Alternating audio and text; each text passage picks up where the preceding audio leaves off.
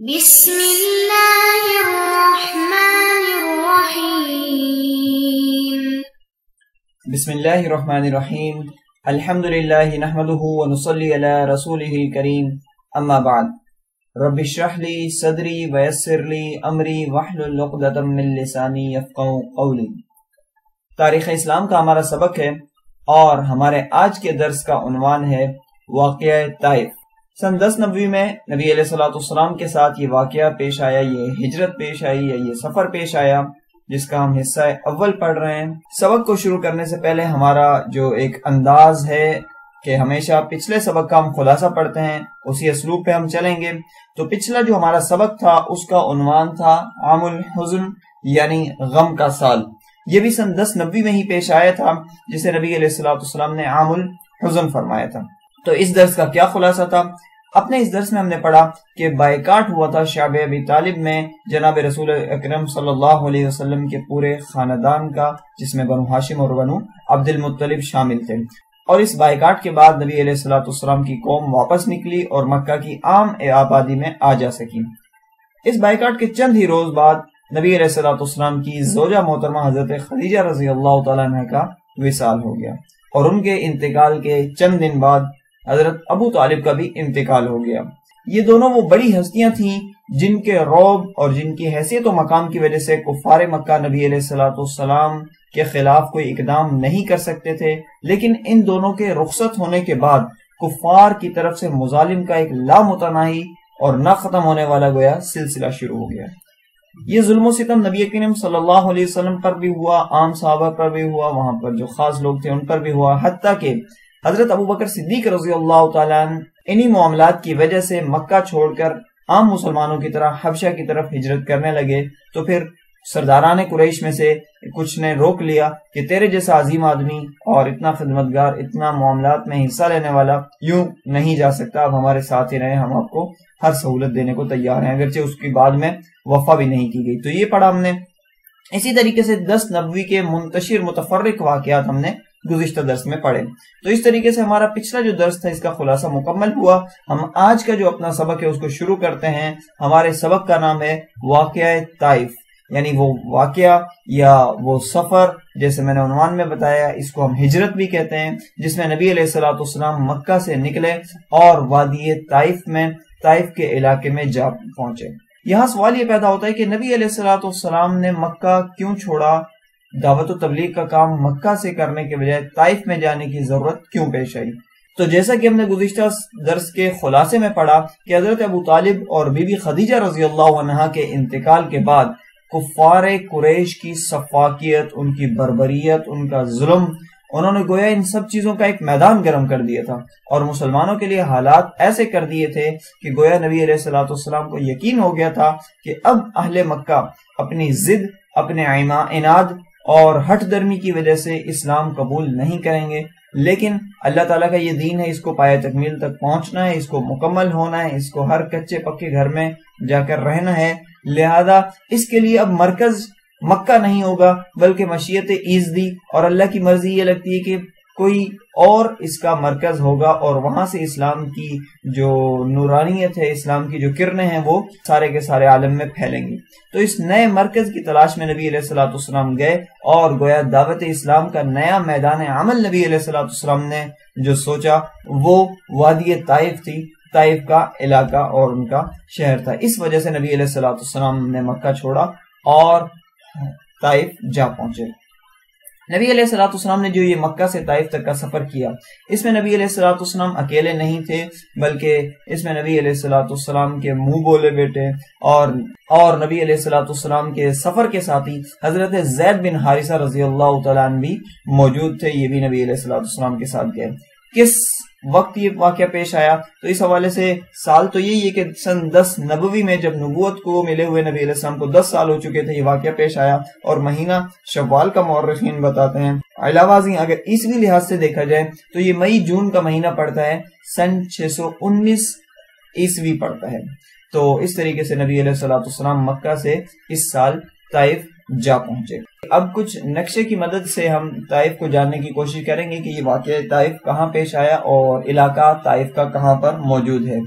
نقشے میں جو ہم نے سب سے اوپر جو حصہ لکھا ہوا ہے مکہ مکرمہ اور طائف، اس کے بارے میں ایک آیت لکھی ہوئی ہے وَقَالُوا لولا نزل هذا القرآن على رجل من القريتين عظيم۔ سورہ زخرف کی یہ آیت ہے جس میں اللہ رب العزت نے کفار کا یہ قول ذکر کیا کہ نبی علیہ الصلوۃ والسلام کے بارے میں انہوں نے کہا تھا کہ صرف آپ پر ہی یہ قرآن نازل کیوں کیا گیا، یہ جو دو بستیاں ہیں بڑی بڑی، ان میں سے کسی بڑے شخص کے اوپر یہ قرآن کیوں نازل نہ کیا گیا۔ تو یہ جو دو بڑی بستیاں کہی گئیں اس سے مراد یہ طائف ہی ہے اور دوسری مکہ مکرمہ، یعنی طائف اور مکہ مکرمہ قریتین کا مصداق ہیں۔ لہذا ہم کچھ طائف کے بارے میں جانتے ہیں کہ طائف کیا ہے۔ تو محققین اور ڈاکٹر شوقی ابو خلیل پروفیسر عبد الرحمن عبد کے حوالے سے لکھتے ہیں کہ ازگی نے تاریخ مکہ ایک کتاب لکھی ہے اور اس میں یہ لکھا ہے کہ طائف عرب کے قدیم ترین شہروں میں سے ایک ہے۔ سطح بحر سے 1700 میٹر بلند ہونے کی وجہ سے یہ حد قدیم زمانے سے اہل مکہ کا گرمائی صحت افزا موسم رہا ہے۔ طائف ایک خوبصورت وادی خرم ہے۔ محققین نے یہ بتایا کہ طائف کا مطلب گھیرا یا فصیل ہے، کیونکہ اس شہر کے چاروں طرف باؤنڈری تھی، چاروں طرف ایک شہر پناہ کہیے یا فصیل کہیے وہ موجود تھی، اس وجہ سے، اور وہ اس کا پورا احاطہ کرتی تھی، اس کی وجہ سے اس کو طائف، جس کا لفظی مطلب چکر لگانے والی، وہ اس کو اس وجہ سے کہا جاتا ہے۔ اور میں نے عرض کی کہ سورہ زخرف کے آیت الفاظ جو ہیں القریتین، اس سے بھی مراد مکہ اور طائف دونوں گویا جڑواں شہر بتائے گئے ہیں۔ قدیم زمانے میں انہوں نے اپنا ایک بہت بڑا بت بنایا ہوا تھا جس کا نام تھا لات۔ نبی علیہ الصلوۃ والسلام جس جگہ پر گئے تھے اس کو کرا یا مسنات کہتے ہیں۔ یہ ایک چھوٹی سی بستی تھی جس میں نبی علیہ الصلوۃ والسلام کے زمانے میں اصل طائف آباد تھا، اور وہاں پر گنجان آبادی تھی، گلیاں اور مکانات وغیرہ موجود تھے۔ آج کل وہاں پر مسجد علی اور مسجد حبشی بنی ہوئی ہے۔ اگر ہم اس کے محل وقوع کے حوالے سے دیکھیں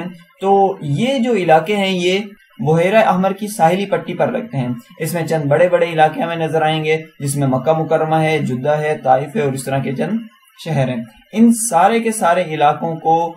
حجاز کہا جاتا تھا، اور حجاز گویا ایک بڑا صوبہ تھا جس میں یہ ساری کی ساری ساحلی پٹی آیا کرتی تھی۔ پھر مکہ مکرمہ سے اگر ہم دیکھیں تو جنوب مشرق میں یہ طائف کا شہر پڑتا ہے جہاں سے نبی علیہ الصلوۃ والسلام تشریف لے گئے، اور اس نقشے میں دکھایا گیا ہے کہ نبی علیہ الصلوۃ والسلام کا وہ تاریخی راستہ جس میں نبی علیہ السلام مکہ سے چلتے ہوئے طائف کی طرف روانہ ہوئے تھے، جس میں ایک طرف مکہ مکرمہ ہے اور اس کے جنوب مشرق میں طائف کو دکھایا گیا اور کچھ راستہ بتایا گیا، مسجد خیف، مزدلفہ، نمرہ، شداد، کرا، مسنات وغیرہ۔ اس طریقے سے نبی علیہ الصلوۃ والسلام اس جگہ پر جا پہنچے۔ تو مکہ کے جنوب مشرق میں یہ علاقہ واقع ہے، اور اگر سفر دیکھا جائے کہ کتنی دوری پر یہ موجود ہے تو قریباً 70 کلومیٹر مکہ سے طائف کی مسافت بنتی ہے۔ تو جب نبی علیہ الصلوۃ والسلام طائف پہنچ گئے تو یہاں کے جو بڑے حضرات تھے، یہاں کے جو سردار بادشاہ وغیرہ تھے، ان سے ملے۔ پتہ چلا کہ عمر بن عوف کے جو اولاد ہیں، 3 بیٹے ہیں، وہ اس وقت طائف پر حکمرانی کر رہے ہیں، وہاں کے سردار ہیں جن کے نام بالترتیب یہ ہیں۔ نمبر 1 عبد یالیل بن عمر بن عوف، نمبر 2 حبیب بن عمر بن عوف، اور نمبر 3 مسعود بن عمر بن عوف۔ تو یہ تینوں حضرات وہ تھے جو اس وقت طائف کے سردار سمجھے جاتے تھے، سربراہ تھے۔ نبی علیہ الصلوۃ والسلام ان سے ملے اور اپنا پورا مدعا ان کے سامنے رکھ دیا کہ میں اللہ کا فرستادہ ہوں، میں اللہ کی طرف سے بھیجا ہوا نبی ہوں، میں آخری نبی ہوں، اور میں اسلام کی تعلیمات دینے کے لیے آیا ہوں، اور میرا پیغام جو ہے یہ مان لو، تمہیں دنیا اور آخرت کی کامیابی مل جائے گی۔ الغرض جب نبی علیہ الصلوۃ والسلام اپنی دعوت و تبلیغ کا پورا فریضہ انجام دے چکے تو بجائے اس کے کہ سرداران طائف کسی طرح کی بات سمجھتے اور اس پر غور و خوض کرتے اور اپنی قوم کو لگاتے، انہوں نے فوراً ٹکا سا جواب دے دیا، اور انہوں نے گویا کہا کہ ہم یہ دعوت کسی قیمت پر بھی قبول نہیں کریں گے۔ اور نہ صرف یہ کہ انہوں نے جواب دے دیا بلکہ جواب دینے کا جو انداز اور اسلوب اختیار کیا وہ انتہائی بھدا، برا اور بیہودہ قسم کا تھا۔ ان میں سے ایک شخص نے کہا کیا تیرے علاوہ خدا کو کوئی شخص ملا ہی نہ جس کو وہ نبی بنا کر بھیجتا؟ دوسرے شخص نے بھی اسی طریقے سے اذیت رساں جملہ کہا، اور اس نے کہا کہ اگر تجھ جیسے ایک عام آدمی کو خدا پیغمبر بناتا ہے تو میں تو یوں سمجھتا ہوں کہ گویا وہ خود کعبہ کا جو غلاف ہے، جو پردہ ہے، اس کو چاک کرتا ہے، تیسرے نے ان دونوں سے زیادہ سخت بات کہی اور اس کی بات بھی بڑی گول مول تھی. اس نے کہا کہ میں تجھ سے بات ہی نہیں کرتا. کیوں بات نہیں کرتا؟ بات میں اس وجہ سے تجھ سے نہیں کرتا کہ اگر تو واقعی نبی ہے جیسے کہ کہہ رہا ہے اور میں نے تجھ سے بات کی اور بات کرنے میں تیری نافرمانی ہو گئی، معصیت ہو گئی، تو یہ میرے لیے بڑے جرم کا باعث ہوگی اور میرے پہ عذاب نہ آ جائے اس کی وجہ سے. اور اگر تو ایسا نہیں ہے جیسا بتا رہا ہے، یعنی نبی نہیں ہے، تو پھر تجھ سے بات بھی نہیں کرنی چاہیے. اس لائق میں نہیں سمجھتا کہ پھر تجھ سے بات کی جائے. الغرض تینوں کا مقصد اور مدعا یہی تھا کہ ہم تمہاری بات، تمہارا دعوی پیغمبری نہیں مانیں گے اور تم نے جو دعوت و تبلیغ دی ہے اس کو ہم قبول نہیں کر رہے. اس کے بعد نبی علیہ الصلوۃ والسلام مایوس ہونے کے بجائے، پریشان ہونے کے بجائے ان سے ایک اور مطالبہ کیا. نبی علیہ الصلوۃ والسلام نے ان کو کہا کہ چلیں ٹھیک ہے، تم میری بات نہیں مانتے، فی الحال تمہیں سمجھ میں نہیں آ رہا، تو ایسا کرو کہ مکہ والوں کو نہ بتائیے گا کہ میں یہاں پر آیا تھا. میری آمد ایک راز ہے، اس کو راز ہی رکھنا کہ اگر ان کو پتہ چل گیا تو ویسے ہی ان کی طرف سے جبر و ظلم اور سفاکیت و بربریت کا ایک میدان گرم ہے. کہیں ایسا نہ ہو کہ وہ اس میری آمد کو اور میرے اس سفر کو کوئی الٹا رنگ دیں، کوئی الٹا رخ دیں اور یہ سمجھیں کہ میں کوئی دشمنی کی آگ بڑھانے کے لیے یا اہل طائف کو مکہ والوں کے خلاف کرنے کے لیے اس طرف آیا ہوں، لہذا میری آمد کے بارے میں نہ بتائیں. لیکن اس بات پر بھی اہل طائف پورا نہ اترے اور گویا انہیں تو ایک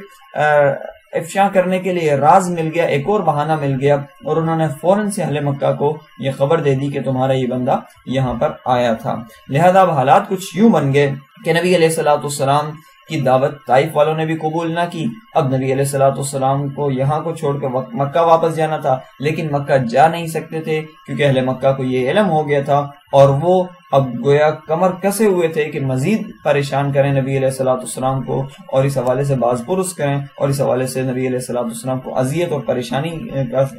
دیں کہ آپ اہل طائف کی طرف کیوں گئے تھے. اہل طائف کی طرف سے اسی پر اکتفا نہیں ہوا، بلکہ انہوں نے ایک تو یہ کہ دعوت قبول نہیں کی، پھر دوسرا اہل مکہ کو اس کی خبر کر دی، حالانکہ نبی علیہ الصلوۃ والسلام نے ان کو اس سے روکا بھی تھا. مزید اس سے ایک قدم آگے بڑھے اور انہوں نے اس وقت کے جو لڑکے وڑکے تھے، اوباش قسم کے جو نوعمر اور غیر پختہ عقل کے جو لڑکے تھے، ان کو نبی علیہ الصلوۃ والسلام کے پیچھے کر دیا، ان کو بہکایا اور ان کو اس طریقے سے ماحول بنا دیا کہ وہ نبی علیہ الصلوۃ والسلام کے خلاف ہو گئے اور مشتعل سے ہو کر نبی علیہ الصلوۃ والسلام پر سنگ باری کرنے لگے، نبی علیہ الصلوۃ والسلام پر پتھر پھینکنے لگے، جس کی وجہ سے نبی علیہ الصلوۃ والسلام بہت زیادہ پریشان ہوئے. نبی علیہ الصلوۃ والسلام کا سارا جسم لہو لہان ہو گیا، پورے جسم سے خون بہ رہا تھا کیونکہ یہ مسلسل پتھر مارتے چلے جا رہے تھے. نبی علیہ الصلوۃ والسلام چلتے اور جب کہیں تھک کر نبی علیہ الصلوۃ والسلام بیٹھ جاتے تو انہی میں سے کچھ شقی القلب، سخت قسم کے دل والے آتے اور نبی علیہ الصلوۃ والسلام کو دوبارہ اٹھاتے اور جناب رسالت مآب صلی اللہ علیہ وسلم کے ٹخنوں کا نشانہ لے لے کر وہاں پر پتھر برساتے، جس کی وجہ سے نبی علیہ الصلوۃ والسلام بہت زیادہ پریشان ہوئے، نبی علیہ الصلوۃ والسلام بہت زیادہ تکلیف میں آئے. حتیٰ کہ روایات میں آتا ہے کہ نبی علیہ الصلوۃ والسلام کے جسم اتھر سے اتنا خون بہا کہ خون نکل نکل کر پیروں میں جو جوتیاں تھی اس میں چپکنے لگا اور نالین مبارک جو تھی وہ خون سے تر بتر ہو گئی. تو یہاں جا کر الحمدللہ ہمارا یہ سبق مکمل ہوا جو ہجرت طائف یا وہ سفر طائف دل خراش منظر اور اذیت رساں سفر پر مشتمل تھا. ہمارا انداز اسلوب یہ ہوتا ہے کہ جب سبق مکمل ہو جاتا ہے تو ہم اس کا خلاصہ بیان کرتے ہیں، لیکن یہ واقعہ طائف کا پہلا حصہ تھا، اس کے بقایا حصے بھی موجود ہیں. جب وہ انشاءاللہ مکمل ہو جائیں گے تو پورے کے پورے درس کا پھر ہم ایک ساتھ خلاصہ آپ حضرات کے سامنے رکھ دیں گے. تب تک کے لیے اجازت دیجیے. جزاکم اللہ خیرا. سبحانک اللہم و بحمدک ونشہد ان لا الہ الا اللہ وحدہ لا شریک لہ ونشہد ان محمدا عبدہ ورسولہ.